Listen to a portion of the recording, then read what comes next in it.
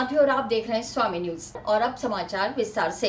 Ajmer rail मंडल कार्यालय में DCM के पद पर विवेक रावत ने पदभार संभाला। अजमेर रेल मंडल कार्यालय में सीनियर डीसीएम के पद पर विवेक रावत ने पदभार संभाला। रावत ने मीडिया को जानकारी देते हुए बताया कि वह अजमेर में पहले भी कार्य कर चुके हैं एवं अजमेर उनके लिए नया नहीं है। उन्होंने वरिष्ठ मंडल परिचालन प्रबंधक के पद पर अजमेर में कार्य किया था। ये अजमेर में लिए नया नहीं है। पूर्व में भी मैं मंडल वाणिज्य प्रबंधक और वरिष्ठ मंडल परिचालन प्रबंधक की पोस्ट पर भी रह चुका हूँ और पूरे एरिए को देखा है और यहाँ पे जो बदलाव हुए हैं और यहाँ की ज़रूरतें हैं जो अनुसार जो काम हुए हैं उन सबको देखा है और यही सोच के हैं कि जो बेटर अजमेर के लिए और क्या क्या फैसिलिटीज़ कैसे एमिनिटीज़ में हो सकती हैं और नए क्या इससे कदम उठाए जा सकते हैं जो ज़्यादा सहूलियत लोगों को प्रोवाइड कराई जाए। उस विषय में ज़रूर आगे बढ़ के पूरी टीम अजमेर मंडल की इसमें आगे बढ़ेगी और मैं अपना जितना योगदान होगा उसमें दूंगा। मैं यहाँ से यहीं पे वरिष्ठ मंडल परिचालन प्रबंधक था पहले। 2018 में मेरी पोस्टिंग उप महाप्रबंधक विधि के रूप में मुख्यालय में हुई थी और करीबन 2.5 साल की पोस्टिंग के बाद मैं यहाँ पे वापस पुनः वरिष्ठ मंडल वाणिज्य प्रबंधक की पोस्ट पे कम से कम कंप्लेंट्स हों ना हों, 0 कंप्लेंट्स रहें और जितनी एक्सपेक्टेशंस रेलवे से है लोगों की वो पूर्ण रूप से उनको। केसरगंज स्थित जैन मंदिर के पास आरके डिजिटल कलर लैब की दुकान से चोरों ने 3 एसी के तांबे के पाइप काट कर ले गए जिनकी कीमत 30,000 रुपए बताई जा रही है। केसरगंज स्थित जैन मंदिर के नजदीक कलर लैब की दुकान पर लगे एसी के कॉपर पाइप को चोर काट कर ले गए। कॉपर पाइप की कीमत 30,000 रुपए बताई जा रही है। पुलिस ने अज्ञात चोरों के खिलाफ मामला दर्ज कर जांच शुरू कर दी है।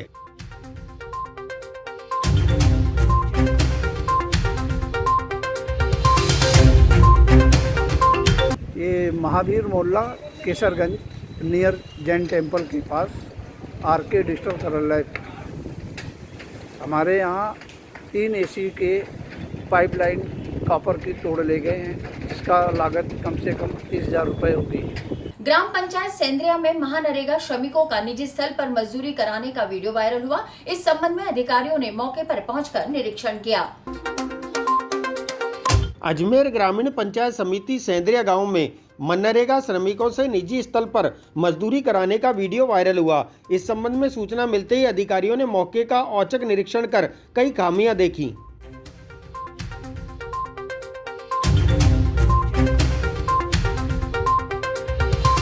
देखिए, हमारे को 2 दिन पहले ये सूचना मिली थी कि जो हमारा सेंद्रिया ग्राम पंचायत है वहाँ पे जो नरेगा का कार्य चल रहा है उसमें जो मेट थे वो लेबर को अपने घर पर ले जा कर के वहाँ पे घर नया बन रहा था उनका, तो वो कार्य करा रहे थे।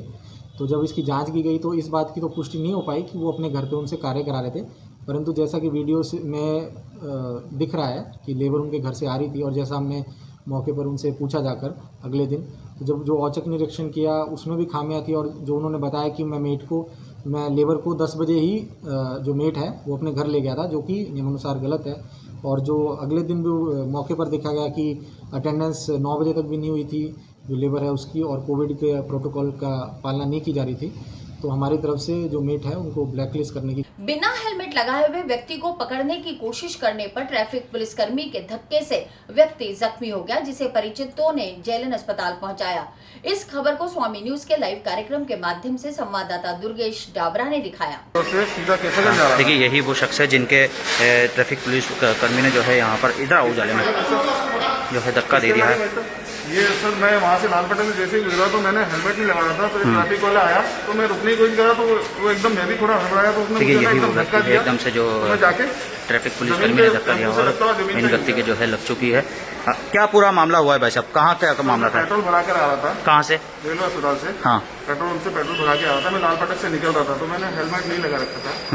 तो मेरे को ट्रैफिक वाला आया पकड़ने के लिए पुलिस। हाँ, तो मैं मैंने रुकना चाहा तो वो हड़बड़ाहट के अंदर कभी इधर करे तो इधर करे, तो उसने एकदम मेरे को धक्का दिया तो मैं टेम्पू से भिड़ता हुआ जमीन पे सीधा जाके गिरा। हाँ, और उसके बाद भी फिर वो आके मुझे पकड़ रहा है, उन्होंने पकड़ के उठा रहा है। हाँ, कहाँ पे लगी है सर? ये सर मेरे हाथ पे लगी है, मेरे कंधे पे लगी है, मेरे सर पे लगी है। क्या बोले डॉक्टर? अभी अंदर आपने इलाज करा? ने कहा अभी ये और आप डॉक्टर साहब से अभी जाके कंसल्ट करो। तो गाड़ी कौन सी थी आपके पास? मेरे पास दूरी तक थी। तो क्या कहोगे भाई साहब इस चीज को? गुंडागर्दी है? बिल्कुल गुंडागर्दी है सर। ज्यादा फिर भी गुंडागर्दी कर रहा है। पुलिस वाले वो टावर से बुलवा के मेरे को धमकी दिलवा रहे हैं। कौन सी गाड़ी थी? सीबीएस जुपिटर थी। तो गाड़ी की क्या स्थिति है अभी? गाड़ी की स्थिति टूट चुकी है मेरी पूरी। तो शिकायत दोगे पुलिस में इसकी? हाँ जी बिल्कुल दूंगा। आपका नाम बताएं। मेरा नाम विक्रम। कहाँ के रहने वाले हैं सब? मैं भगवानगंज यूआईटी कॉलोनी। तो देखिए, भगवानगंज यूआईटी कॉलोनी के जो निवासी है विक्रम है वो है, और उन्होंने हमें जानकारी देते हुए बताया है कि किस तरीके से इनको जो है ट्रैफिक पुलिस कर्मी ने जो है धक्का दिया, और ये करके एक कुछ परिचित भी इनके साथ में। भाई साहब, आपको कौन लेकर आया था इनको यहाँ पे? क्या हुआ था भाई साहब? कौन, क्या लगते हैं आपके, क्या हुआ था भाई साहब?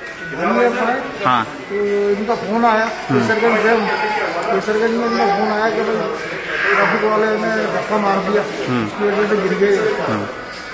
देखा इनके चोट काफी आई थी, तो इनको जीएलएन लेके आए, इधर आके उनका ट्रीटमेंट करवा रहे हैं। अभी कितनी लगी है भाई साहब इनके? अभी इनके सर में लगी है, सर में, हाथ पाथ में भी लगी है, कंधे पे लगी है। क्या मानते हो भैया, किस तरह की जो पुलिस ने जो करा है, क्या सही है? गलत ही है। अगर मान लो भाई हेलमेट नहीं है तो उसका चालान भरने के लिए तैयार है, आदमी रुक रहा है, रुकने के बावजूद भी धक्का मार रहे हो।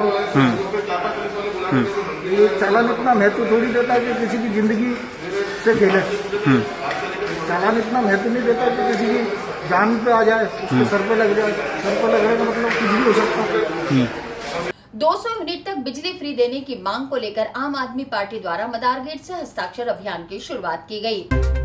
आम आदमी पार्टी द्वारा बिजली के बिल राज्य सरकार से माफ कराने को लेकर मदार गेट से हस्ताक्षर अभियान की शुरुआत की गई। आम आदमी पार्टी द्वारा 200 यूनिट तक बिजली फ्री देने की भी मांग रखी गई। कोविड काल में जिस तरीके से हमने कलेक्ट्रेट मार्च किया था, उसी के लिए अब आप चली बाजार, आम आदमी पार्टी बाजार में आकर के, क्योंकि यहाँ पर सबसे ज़्यादा लॉकडाउन का फर्क पड़ा है, तो इन लोगों से रिक्वेस्ट कर रही है कि अगर आप चाहते हैं कि बिजली के बिल माफ़ कराए जाएं, बिजली की दरें कम की जाएं और 200 यूनिट बिजली मुफ्त हर माह दी जाए, तो अगर आप चाहते हैं तो साइन कीजिए। तो ये पोस्ट कार्ड अभियान है, और पोस्ट कार्ड में हम साइन करवाएंगे लोगों के। उसके बाद में जब पूरे अजमेर को किसी तरीके से हम कवर कर लेंगे, उसके बाद जाकर के स्वयं मुख्यमंत्री महोदय को ये देकर आएंगे। मदार रेलवे स्टेशन के नजदीक बने अंडरपास में पानी भरने की समस्या के कारण क्षेत्रवासियों में रेल प्रशासन के प्रति आक्रोश नजर आया। मदार क्षेत्र में रेलवे स्टेशन के नजदीक अंडरपास ब्रिज में पानी की समस्या को लेकर जनता में आक्रोश दिखा। अंडरपास में भरे पानी के कारण लोगों को भारी समस्या का सामना करना पड़ रहा है।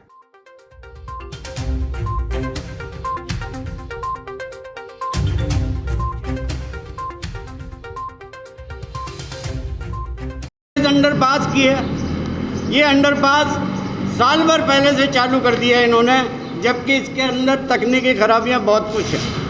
उसके साथ ही आज कंडीशन ये है कि बारिश अभी तक तो आई नहीं है। पिछली बारिश में भी यहाँ के क्षेत्रवासी सब परेशान हुए, और अब बारिश फिर सर के ऊपर है। उसके बावजूद रेलवे प्रशासन इस पानी को नहीं निकाल पा रहा है। ये पानी कहाँ से आ रहा है इसका कोई पता नहीं लगा रहा है, और न इसकी कोई रिपेयरिंग करवा रहा है।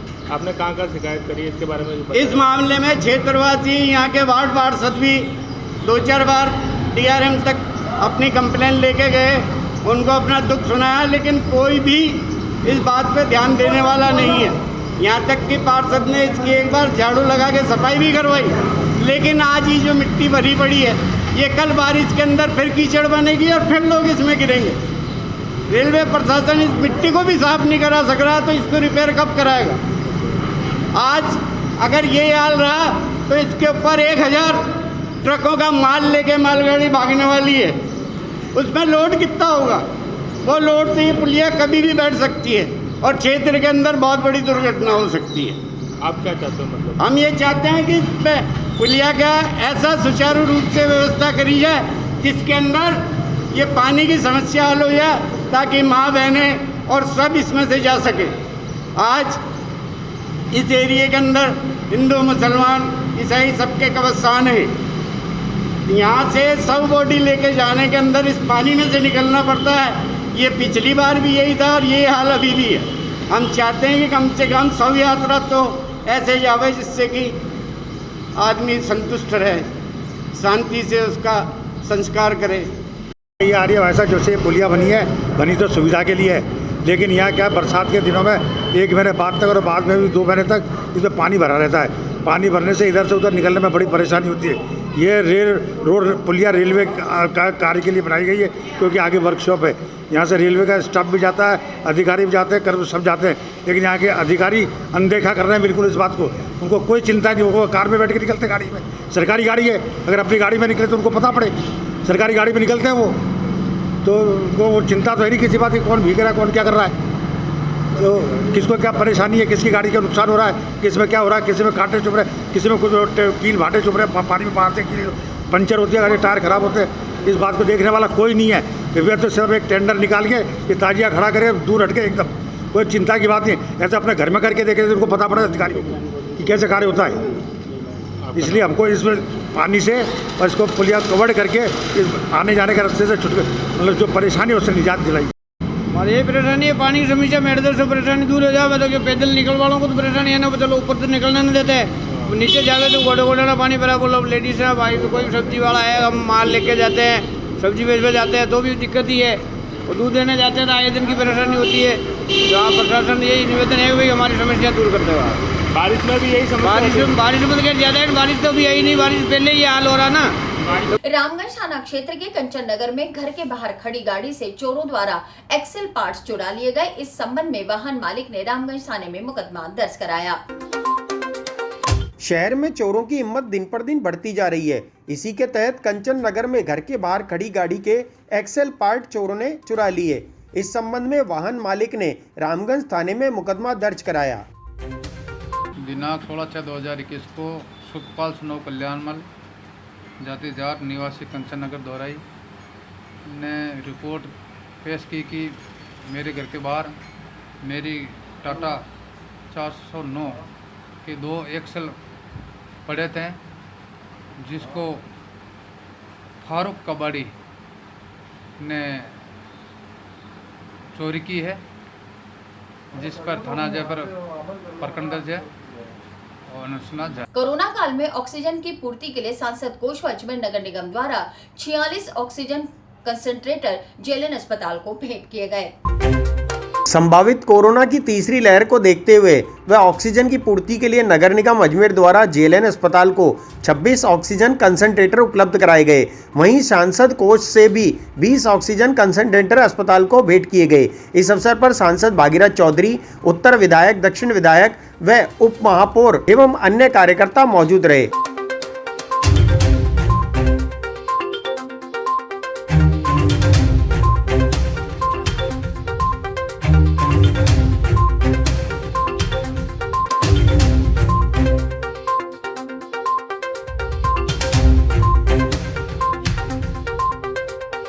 संभाग का प्रमुख हॉस्पिटल है, संभाग मुख्यालय है यहाँ।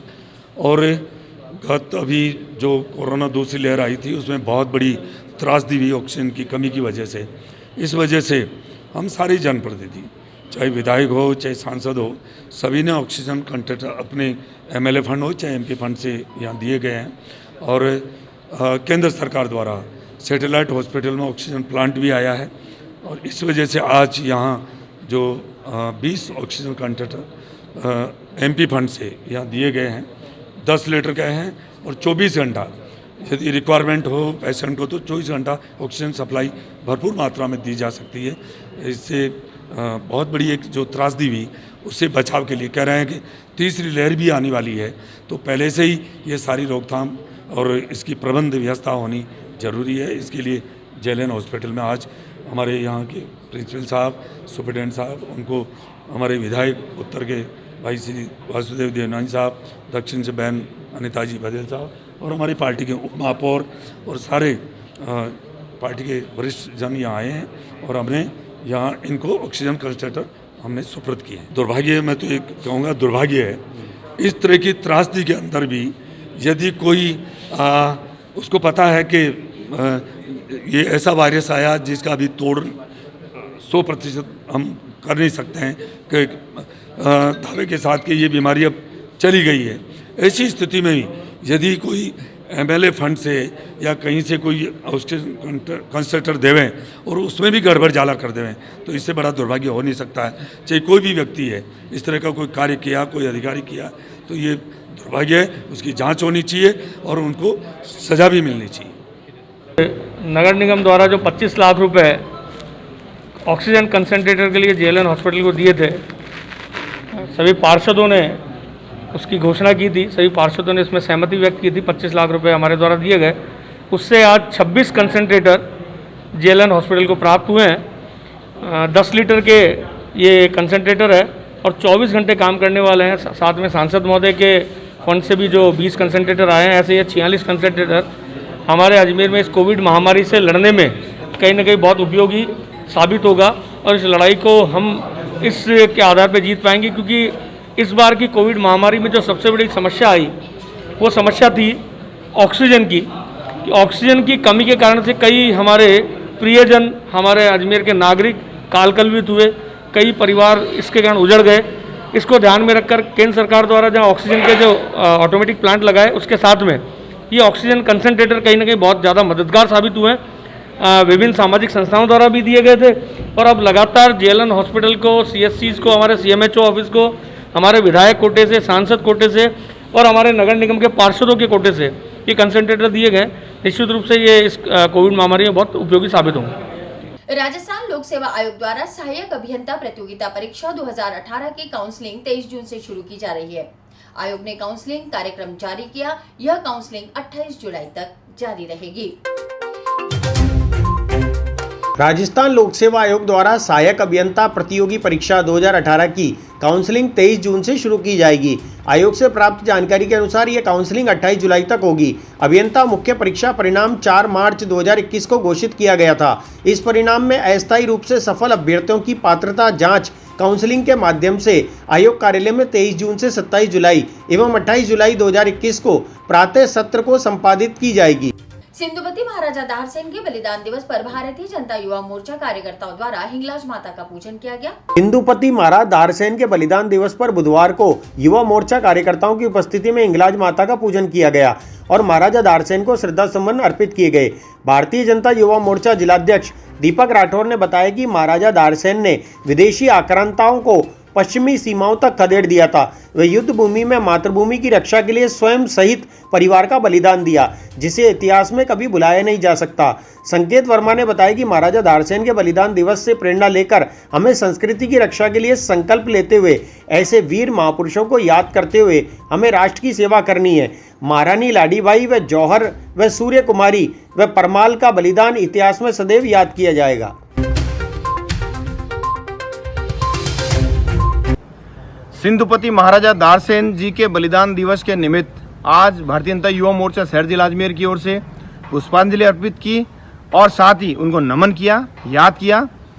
ऐसे वीर बलिदानी पुरुष जिन्होंने अपने अदम्य साहस, शौर्य, वीरता, त्याग के साथ जिस प्रकार विदेशी आक्रांताओं को कंधार की सीमाओं तक धकेल दिया था, और अपने मातृभूमि की रक्षा के लिए व अखंड भारत के लिए उन्होंने अपने परिवार का बलिदान दिया।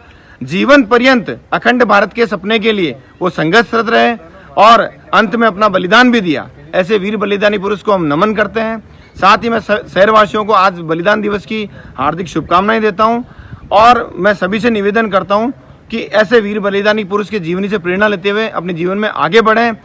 और युवा मोर्चा कार्यकर्ताओं ने आज उनके जो अखंड भारत का जो सिंध से हिंद तक का जो सपना था, उसको पूरा करने के लिए सभी कार्यकर्ताओं ने संकल्प लिया और हम संकल्पित होकर इस प्रेरणा लेते हुए जीवन में आगे बढ़ेंगे। और इसी के साथ ये समाचार बुलेटिन नहीं समाप्त होते हैं। मुझे दीजिए इजाजत। देखते रहें स्वामी न्यूज।